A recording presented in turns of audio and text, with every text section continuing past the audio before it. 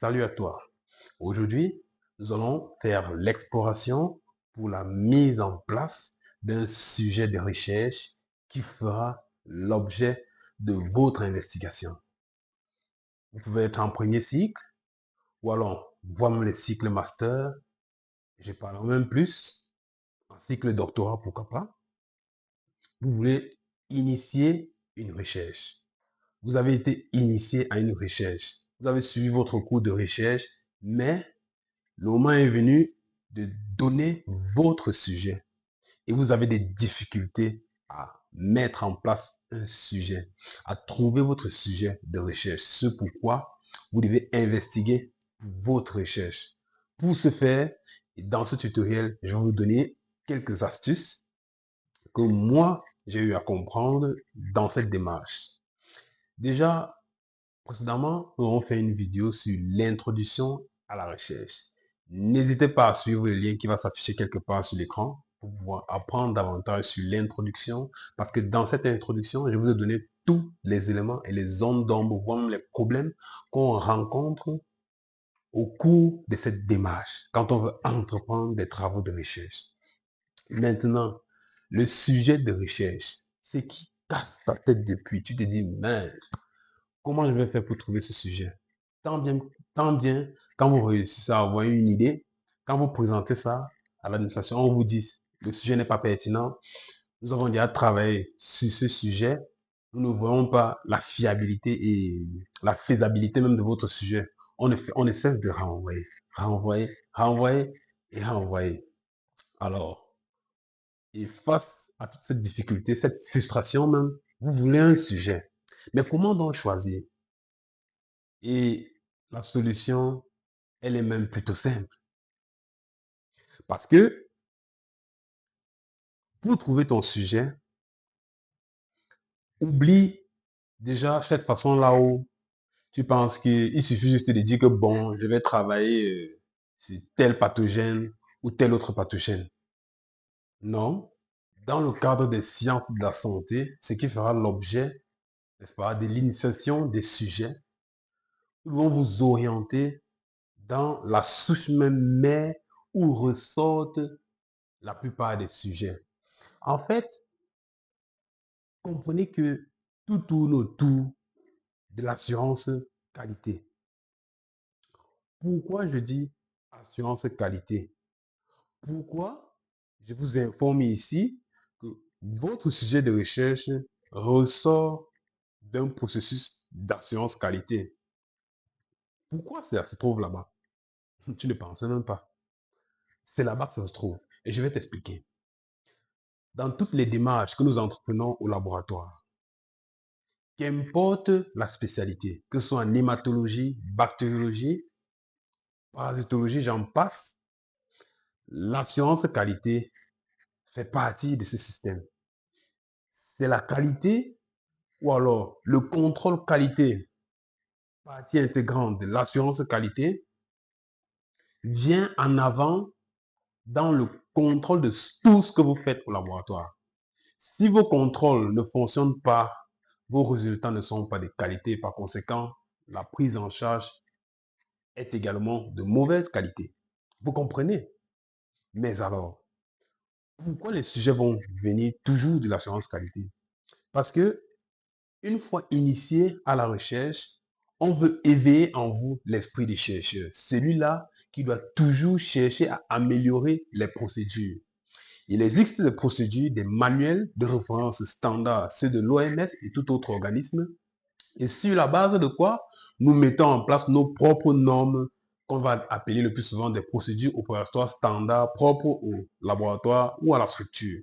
Maintenant, si vous avez compris que chaque processus de laboratoire est associé, je veux m'aller en profondeur, chaque processus de laboratoire, ça peut être la démarche que nous utilisons pour pouvoir réaliser les examens jusqu'au rendu des résultats. À chacune des étapes est lié un contrôle de qualité. Maintenant, si vous avez compris qu'au fil du temps, les choses ne cessent d'évoluer, autrefois, il y avait certains types de techniques. C'est-à-dire, pour pouvoir, par exemple, faire le diagnostic des maladies, qu'est-ce qu'on faisait? Il y avait des examens classifiés en examens directs et des examens classifiés en examens indirects. Donc, pour pouvoir diagnostiquer une maladie, on pouvait rechercher de façon directe les germes pathogènes ou alors rechercher de façon indirecte des marqueurs qui ont signé son passage dans notre organisme. Le plus souvent, on va dire quoi? L'anticorps. Et quand on cherche la forme végétative ou alors la présence même du pathogène, on va dire, n'est-ce pas, la recherche d'antigènes. Vous comprenez?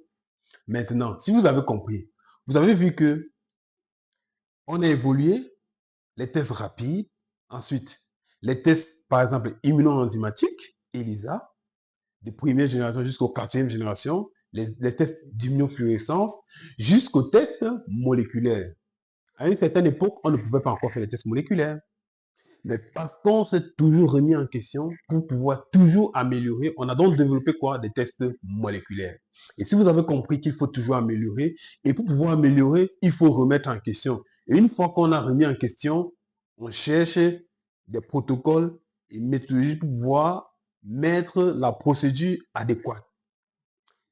Et à chaque fois qu'on remet en question un processus, c'est parce qu'il y a eu un problème. Et face à un problème, il y a eu une problématique. Et à côté d'une problématique, il y a eu un contexte qui cadre ce problème. Et face à ce problème, on a défini des questions liées à l'investigation de ce problème. Et à côté de ces questions, on a des objectifs a priori qui vont être associés à chaque question et question spécifique. Et bien évidemment, on peut avoir des objectifs généraux et des objectifs spécifiques. Ceci pour faire quoi? Cadrer et suivre notre problème. Ce problème qui est toujours lié à un sujet. D'où le sorti des sujets de recherche est largement lié au processus d'assurance qualité. Et c'est tout. Si tu as compris, on a terminé. Vous voyez là maintenant que c'est plus clair. Voilà donc d'où viennent nos sujets de recherche. C'est de la qualité. Il faut améliorer. Et on va commencer à prendre des exemples.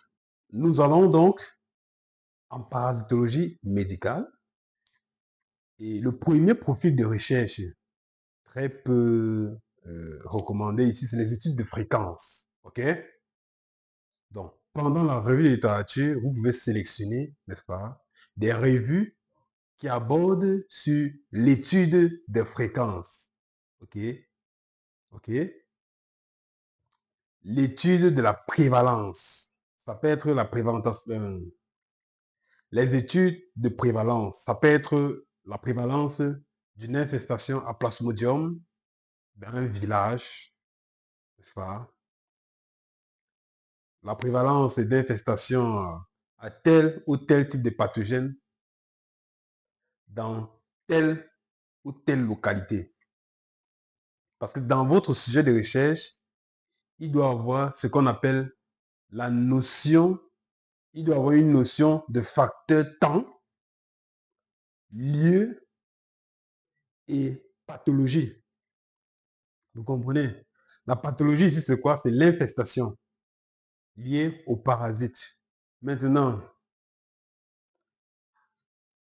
la notion de temps ici va venir en avant quand vous direz par exemple étude, n'est-ce pas, de la prévalence de l'infestation à Plasmodium, peut-être falciparum ou alors Plasmodium de façon globale, dans la localité de, par exemple, Gamedoka, Chang. Vous devez spécifier le lieu, vous comprenez?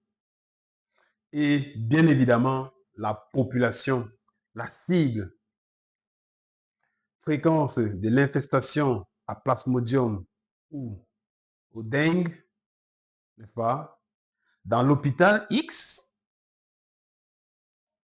OK, chez tous les enfants venus en consultation, par exemple. Vous comprenez? Vous pouvez décider d'étudier cette fréquence dans toute une population, dans une grande localité.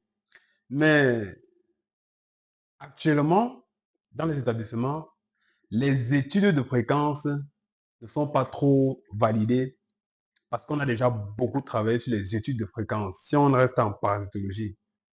Et il est important que pendant votre revue de littérature, vous ayez bien assimilé les notions d'infestation et tous les parasites d'ordre médical qui peuvent infester l'organisme d'un sujet.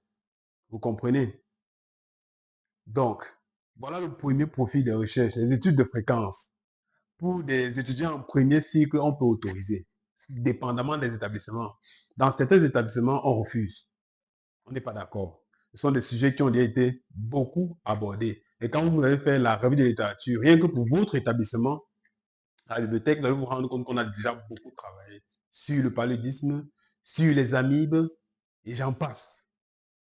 Si vous voulez étudier la fréquence ou la prévalence des kystes d'amibes ou alors des amibes, n'est-ce pas, dans telle ou telle population, pour qu'on puisse accepter, il faut que vous élargissez la population cible. Si vous décidez par exemple d'aller dans un village, on peut autoriser par rapport à une personne qui veut étudier cette fréquence d'un hôpital de la ville. Vous voyez un peu. Parce que si vous choisissez ce sujet pour aller encore l'explorer, n'est-ce pas, dans un établissement, un secteur où on a déjà fait, ce n'est plus pertinent. Mais si vous partez dans un village, là, ça devient pertinent. Ce n'est que comme ça qu'on va autoriser les études de fréquence. À côté des études de fréquence ou de prévalence également, c'est la même chose, vous pouvez faire ce qu'on appelle des études de contrôle qualité. Vous pouvez évaluer la qualité, n'est-ce pas, des méthodes de diagnostic qui sont implémentées dans une formation sanitaire. Vous pouvez avoir une formation sanitaire, vous essayez de vous renseigner sur les techniques d'analyse qui sont effectuées dans la formation sanitaire. Et puis maintenant, face à une technique que pour vous, vous allez trouver très en retard ou bien limité au jour d'aujourd'hui avec les actualités, vous pouvez dire par exemple, si vous avez un centre dans votre village qui n'utilise que les tests rapides pour poser le diagnostic par exemple du paludisme, vous pouvez venir là-bas, faire la comparaison. Vous allez faire les gouttes épaisses sur toutes, n'est-ce pas, sur tous les TDR qui sont faits. Vous allez faire le TDR et la goutte épaisse et puis vous allez évaluer dans un village. Là, c'est pertinent. Vous comprenez? Vous pouvez également évaluer les performances de tout autre test rapide en comparaison avec une technique poussée supérieure. C'est d'où cette histoire, n'est-ce pas, d'évaluation de performance. Ça entre toujours dans le contrôle qualité. Vous voyez? Voilà un autre profil. Outre les fréquences, les études de contrôle qualité dans le style d'évaluation des performances d'une technique d'analyse avec une technique supérieure. Ça s'appelle les tests rapides et ELISA. Et à la fin, on pourra dire si le test rapide est fiable ou pas. Vous voyez? Toujours en parasitologie, vous pouvez faire des études, n'est-ce pas, de comparaison. C'est-à-dire quoi? Comparaison d'infestations liées à des co-infections, par exemple. Vous pouvez vraiment explorer la co-infection entre deux parasites, n'est-ce pas, dans un village. OK? Et quand vous faites une telle étude dans un village, vous pouvez déjà vous imaginer les intérêts. Ça va permettre, par exemple, que le système de santé publique essaie d'investiguer dans ce village pour comprendre pourquoi dans ce village-là, dans cette localité, le germe reste aussi présent malgré toutes les mesures, n'est-ce pas, et prophylaxie en place par rapport au secteur dans les villes, quoi. Voilà. Donc, toujours en parasitologie, autre technique que vous pouvez utiliser, c'est travailler sur des sujets qui vont aborder le contrôle qualité de la procédure complète. Vous pouvez faire une étude de contrôle qualité. Vous contrôlez la qualité de la démarche analytique. Ça peut être le contrôle qualité de la goutte épaisse, de la technique ELISA implémentée dans un laboratoire. Vous voyez un peu. Donc, voilà les trois profils de recherche en parasitologie que je voulais vous présenter aujourd'hui. Dans une prochaine vidéo, On va aborder les sujets de recherche, n'est-ce pas, liés en hématologie. Si c'est l'hématologie, vous voulez travailler en hématologie, quelles sont les différentes perspectives que vous pouvez utiliser pour pouvoir travailler en hématologie. Et n'oubliez pas, on reste toujours dans l'assurance qualité. Vous comprenez? Ça va toujours tourner autour de l'assurance qualité et bien évidemment le contrôle qualité qui fait partie entière, n'est-ce pas, de cette démarche. Donc, on va s'arrêter là. En tout cas, à très bientôt pour la suite de cette série.